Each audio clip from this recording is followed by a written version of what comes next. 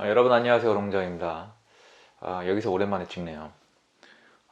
요새 젊은 분들을 좀 중심으로 또는 좀 이렇게 열심히 일만 해오신 분들이 많은 고민을 하십니다. 괴로워하시고요. 그런 분들 특히 뭐 이런 거죠.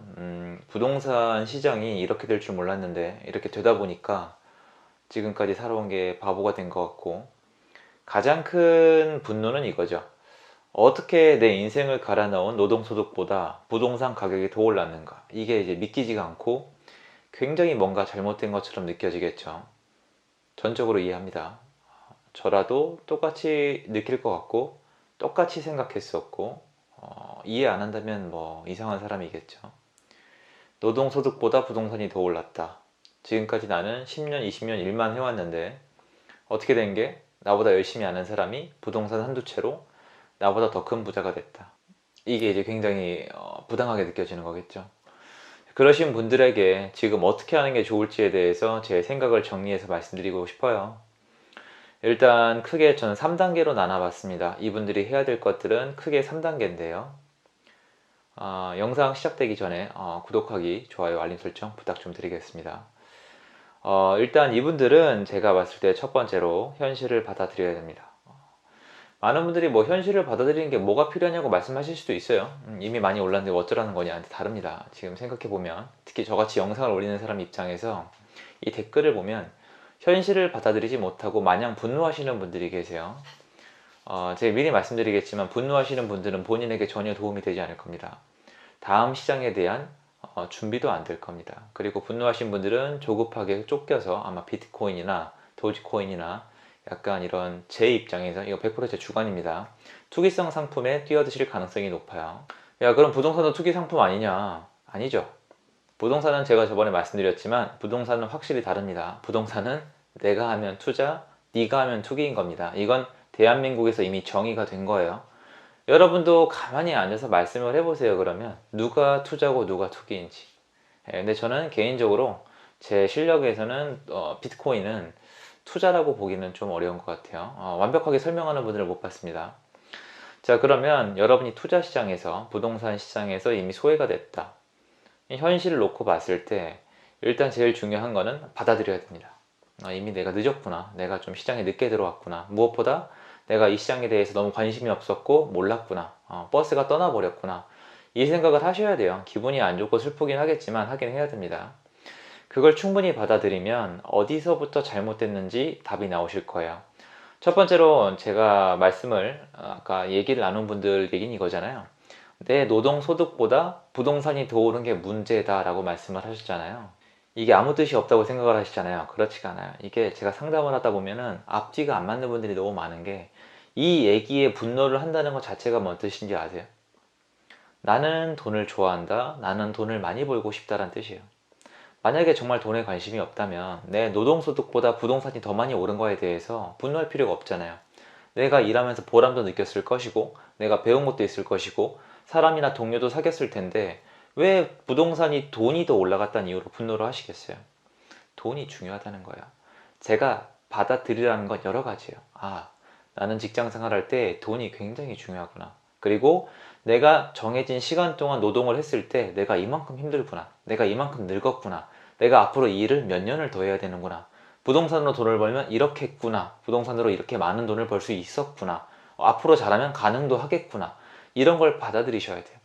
현실 상황에 대해서 객관적으로 분석을 하고 검증을 하셔야 돼요. 그래서 시장을 놓치신 분들이 보면 안 되는 게, 폭락론은 보시지 않는 게 좋아요. 그러면 그분들 공통 사례가 이거예요. 니는 부동산 쪽에서 밥을 먹고 사는 애니까 무조건 오른다고 하는 거 아니냐. 니 물건 떠넘기는 거 아니냐. 맞습니다. 맞다고 제가 인정을 할게요. 그냥 그렇게, 이게 제가 도저히 말로 설명이 안 되는 것 같으니까 맞다고 인정하겠습니다. 저 그쪽 분야에서 일하는 사람 맞고 다 돈 벌려고 하는 거고 그런 사람 맞습니다. 그러니까 제 얘기를 좀 더 들어주세요. 그러면 하락론자, 폭락론자를 들으면 뭐가 좋은가요? 그것도 한번 생각을 해보세요. 저랑 같이 저 그런 사람이니까 그것도 한번 좀 생각을 해봐 주세요. 뭐가 남으시죠? 위안이 남죠. 위안이 원하시는 거예요. 제가 아까 말씀드렸잖아요. 여러분이 노동소득보다 부동산이 올라간 거에 대해서 분노하는 이유는 위안을 못 받아서가 아니라 내가 돈을 좋아하는데 돈을 더 많이 못 벌어서라니까요. 이거를 인정을 안 해요. 정말 많은 분들이, 너무너무 많은 분들이 이걸 인정을 안 하고 여기서 사람의 본능이 나옵니다. 방어 심리, 그리고 나를 좋은 이미지로 꾸미고 싶은 심리가 드러나서 어떤 단어가 나오느냐. 우리 젊은 세대 어떡하냐. 사회적으로 큰 문제다. 가계부채 터지면 한국 경기 망가진다. 다음 세대, 다음 나라는 없다. 나라 걱정하는 멘트가 나오는데요. 이 얘기는 제가 더 이상 안 하고 넘어가겠습니다. 자, 이렇게 첫 번째로 내가 뭘 좋아하는지, 내가 늦었다는 사실을 인지하고 모든 걸 받아들여야 됩니다. 그럼 두 번째 단계로 뭘 해야 되느냐? 지금 시점으로 다시 생각을 하셔야 돼요. 많은 분들이 제일 많이 하는 얘기가 이거예요. 이미 늦었다. 이미 많이 올랐다. 더 이상 할 게 없다는 얘기를 합니다. 그러니까 이런 거죠. 2013년 이후로 지금 7년째 올라왔으니까 오를 만큼 올랐고 이제 떨어질 때가 됐다. 산이 높으면 골이 깊다라는 얘기를 합니다. 맞는 말이에요. 맞는 말입니다. 그런데 중요한 거 한 가지 놓치고 계시잖아요. 왜 올랐는지, 또는 과거에 왜 떨어졌었는지 공부를 안 하셨죠. 여러분 설명해 보세요. 지금 시장이 왜 올랐죠? 지금 시장이 왜 올랐냐고 물어보시면 제일 많이 하는 얘기가 투기꾼들이 집을 사서, 두 번째로 유동성이 많이 풀려서요. 맞으시죠? 이 생각 하시지 않으세요? 그럼 첫 번째로 투기꾼들이 올려놨다고 말씀을 하셨는데 이건 제가 어떻게 설명을 해드려야 될까요? 투기꾼들은 지금 집을 잘 못 사요, 여러분. 세금 때문에 못 사요. 근데 지금 내려가나요? 올라가죠. 그러니까 투기꾼 때문에 올라간 집값이라면 이제 투기꾼이 거의 잡혀가니까 앞으로 떨어질 겁니다. 이렇게 생각하시면 될 것 같고요. 자, 두 번째로 유동성이 많아져서 집값이 올랐다. 앞으로 유동성이 늘어날까요? 떨어질까요, 여러분? 유동성은 훨씬 더 늘어날 겁니다. 코로나 극복을 위해서, 추정을 위해서, 뉴딜 사업을 위해서, 일자리 창출을 위해서, 토지 보상금을 위해서, 각종 공무원 선발을 위해서 무시무시하게 더욱더 늘어날 겁니다. 유동성이 더 늘어난다는 거에 대해서 저는 확신합니다. 그럼 앞으로 더 오르겠네요. 이런 식으로 지금까지 시장이 왜 올랐는지에 대해서 분석과 파악을 해보셔야 됩니다. 그리고 그 요소가 지금도 과연 성립하는지 파악을 해보셔야 돼요. 중요한 건 이겁니다. 그 요소가 뭔지에 대해서 분석을 해보시고, 여러분이 이런 식으로 확률 게임 하시면 안 돼요. 오르고 오르고 올랐으니까 이번엔 내린다. 내리고 내리고 내렸으니까 이번엔 오른다. 이게 어느 시장에 맞는 말이죠? 비트코인 할 때 얘기를 많이 하시더라고요. 다시 한번 말씀드리지만 전 비트코인 실력이 없는 사람입니다. 자, 그러면 만약에 여러분이 공부를 해보고 분석을 해봤는데 부동산이 더 이상 오를 이유가 없다. 그럼 안 하시면 되죠. 분석을 했는데 더 오를 것 같다. 그럼 하시면 됩니다. 그런데 이런 분석과 공부를 하지 않으시고 오로지 감정적으로 다주택자 때려잡아라. 세금 더 때려라. 니네가 준 세금으로 용돈 잘 쓸게 키키키 이러고 있으면 무슨 발전이 있습니까? 현실을 받아들이시고 내가 뭘 좋아하는지 인정을 한 다음에 지금 현재 시점을 받아들여야 돼요. 그러면 지금 시점을 받아들이는 건 뭐야? 여태까지 6, 7년 동안 시장이 무엇 때문에 올랐는데 지금 그 요소가 해소가 됐나 안 됐나를 파악하시면 됩니다. 저는 수요 공급 때문에 올랐다고 생각을 하고요.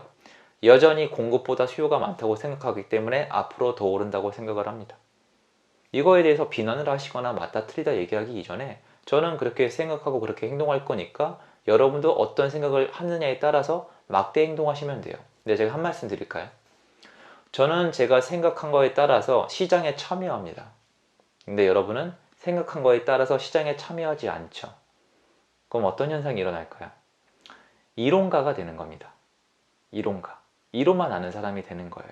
하지만 냉정하게도 돈은 현실에 존재합니다. 그래서 여러분이 무엇보다 냉정하게 현실 세계에서 살아야 됩니다. 마지막 3단계는 아주 간단합니다. 내가 할 일을 결정하는 겁니다. 사람들은 은근히 본인이 할 일을 결정하는 걸 뒤로 미룹니다. 중요하고 급하지 않은 일이니까요. 굉장히 중요해요. 내 자산, 내 재테크, 내 부동산 너무 중요한데 뒤로 미뤄요. 다음에 해도 되거든요. 이미 많이 올랐으니까 기다려도 될 것 같거든요. 일단 이번에 전세 연장 한 번 더 하고 다음에 어떻게든 하면 될 것 같거든요. 뒤로 미룹니다.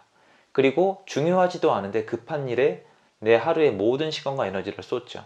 제 입장에서는 예전에 제 직장일이 그런 거였습니다. 중요하지도 않은데 급하죠. 밀어붙입니다. 위에서 계속 밀어붙이고 다시 한번 말씀드리지만 제 얘기입니다. 쥐들의 레이스를 펼치는 거죠. 저 옆에선 고양이 왕국이 있는데 쥐들끼리 모여가지고 미친듯이 싸우는 겁니다. 그 쥐들끼리 경쟁을 하고 소리를 칩니다. 내가 1등이야, 내가 2등이야, 아, 내 3등이네. 그래봤자 쥐 1등입니다. 바깥에서 고양이들은 언제든 쥐를 잡아먹을 준비가 되어 있습니다. 여러분 직장생활 열심히 해서 부자들 따라갈 자신 있으세요? 아, 내가 왜 꼭 부자가 돼야 되냐고요? 그러면 노동소득으로 부동산보다 적게 번 거에 분노하시면 안 되겠죠. 뭐든지 나를 속이지 말고 현실적으로 받아들여야 돼요. 그럼 여러분이 지금 할 수 있는 일은 뭐가 있을까요? 제 기준에서는 아직도 수요 공급이 꼬여있기 때문에 내 자산에 맞는 부동산을 매수하고 시장이 나한테 올 때까지 기다리는 겁니다. 팁으로 말씀 하나 드려볼까요? 여러분 작년만 해도 2020년도였죠? 2020년도에도 이미 많이 올랐으니까 틀렸다는 분들이 정말 수두룩했습니다. 제 주변에 넘쳐났고요. 그런 분들께 2020년도 초반부터 제가 강력하게 추천드렸던 것이 인천 부평구와 계양구입니다. 뭐 속된 얘기로 여러분이 싫어할 수도 있겠지만 뭐 한 500만원에서 2천만원 사이면 아파트 한 채를 샀습니다. 그런 아파트 중에서 지금 제가 말씀드렸던 아파트 중에서 안 오른 아파트는 없습니다. 1억 이상 오른 아파트도 있고 2억 이상 오른 아파트도 있습니다. 올해가 됐습니다. 2021년도죠. 그럼 이제 완전 끝났을까요? 그럼 설명을 해보셔야겠죠. 왜 계속 틀렸다고 생각했는데 이어질까요, 시장이? 2017년도에도 18, 19, 20, 21년도에도 왜 시장이 계속 이어질까요? 그 이유를 분석하셔야 됩니다. 그리고 그 분석 결과 맨 마지막이 제가 말씀드린 3단계인 내가 무엇을 할지에 대해서 반드시 결정을 내리셔야 돼요. 관망을 하더라도 내가 왜 관망하는지 아셔야 돼요. 내가 관망을 하면서 내가 왜 관망하는지 모르면 폭락문자들의 유튜브를 찾아보게 되고 부동산 전문가들의 사이트에 들어가서 악플을 달고 있는 여러분을 발견할 거예요. 왜 그런지 아세요? 그렇게 되면 안 되거든요. 하지만 여러분, 이건 잊지 마세요.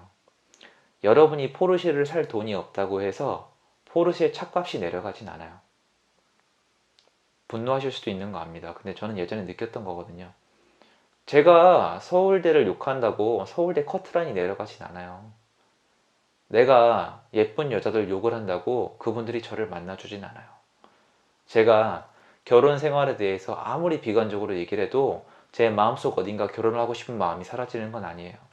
모든 사람은 이중적이에요. 누군가를 비판한다는 건 나의 어느 부분을 지키고 싶은 겁니다. 왜 지키고 싶을까요?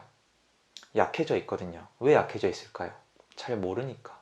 내가 지금 이렇게 생각하는 이유를 잘 모르니까 자꾸 저 같은 유튜버들의 채널에 의존을 하는 거예요.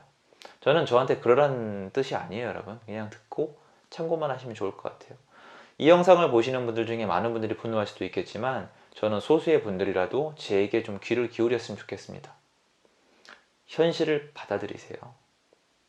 현실을 받아들이시고, 그리고 여러분이 지금 서 있는 이 시점을 현실을 받아들이고 여기가 지금 뭐가 문제인지 파악을 하셔야 돼요. 그런 다음에 내가 지금 무엇을 할지 선택을 하셔야 돼요. 세 개 다 뭐죠? 현실에 집중하는 겁니다. 현실에 집중하는 거. 제가 이 얘기를 왜 할까요? 많은 분들이 지금 현실이 아니라 과거에 너무 집착을 하세요. 특히 부동산 시장 지금 심각합니다. 말씀드려 볼까요? 많이 올랐으니까 내려갈 거야. 이거 과거입니다, 여러분. 많이 올라갔으니까 내려갈 거야. 투기꾼들 때문이에요. 투기꾼들 지금 없다니까요. 지나간 얘기잖아요. 정부 정책의 실패다. 지금 이미 다 지나갔잖아요. 그러니까 그런 얘기를 할 때마다 말던 틀리던 여러분한테 도움이 안 되잖아요. 그래서 진짜 자산시장은 현재에 집중하셔야 돼요. 그래서 제가 비트코인을 왜 투기라고 부른지 말씀을 드릴게요. 들으시면 이해가 될 거예요. 자, 저는 현재에 집중하는 사람이에요. 제가 지금 비트코인에 실력이 없죠. 그럼 지금 제가 당장 비트코인에 뛰어들면 투자입니까? 투기입니까? 당연히 투기죠. 전 비트코인을 할 줄을 몰라요, 여러분. 옆에서 구경한 거밖에 없어요. 제가 비트코인을 3년 전부터 했다. 1년 1년 일지를 쓰고 기록을 하고 실력이 있다. 근데 지금 한다. 그러면 따든 잃든 투자죠. 근데 전 지금 비트코인 할 줄 모른다니까요. 근데 분노에 차서 그냥 막 뛰어들어요, 지금. 그럼 투기죠. 그건 마찬가지인 겁니다. 그래서 모든 초점을 현실로 맞출 수 있도록 나를 스스로 채찍질을 하셔야 돼요. 그래야지 다가오는 시장에 대비할 수가 있습니다. 약간 무거운 얘기도 한데요. 저는 지금 많이 방황하는 분들이 있는 것 같아서 꼭 얘기를 드리고 싶었습니다. 도움 되었으면 좋겠고요. 오늘 영상은 여기서 인사 올리겠습니다. 감사합니다.